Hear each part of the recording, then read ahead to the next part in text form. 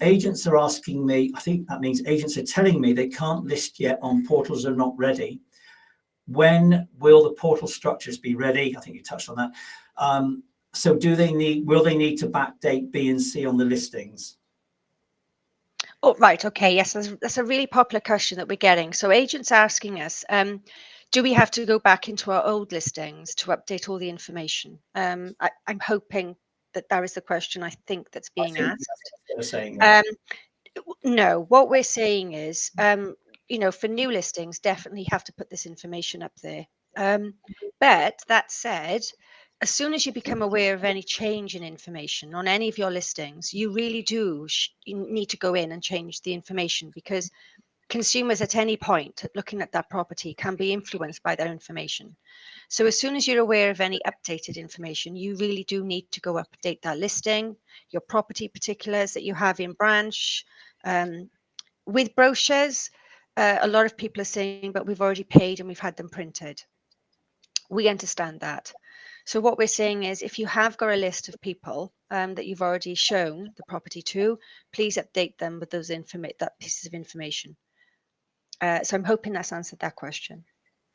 Okay, they're actually coming in thick and fast at the moment. I probably ought to read them to myself before I read them out loud in case there's anything rude coming in. But the second one is I think more of a statement, but I'm not going to read all of it. Your average consumer doesn't understand what they're being presented with, and also this does not solve what is causing delays.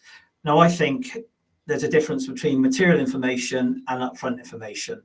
And I might be wrong, but material information, I think it's for the consumer, and they should understand that.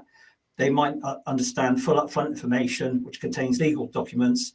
They wouldn't understand that. But what's your view, Emma?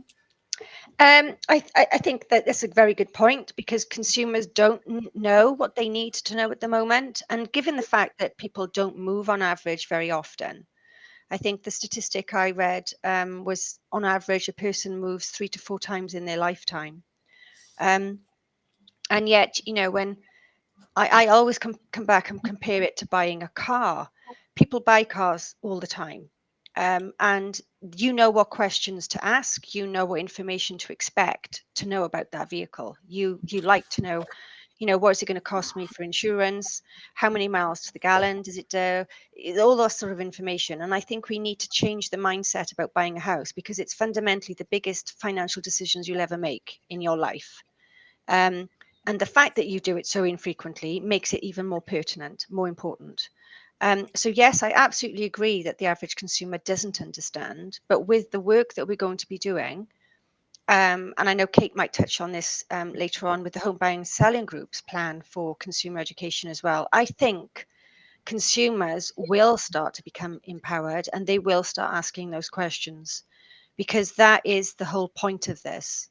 They need to know the importance of the information that they are relying on to be able to make their informed decision. And at the moment, they don't quite understand it until it's too late, potentially.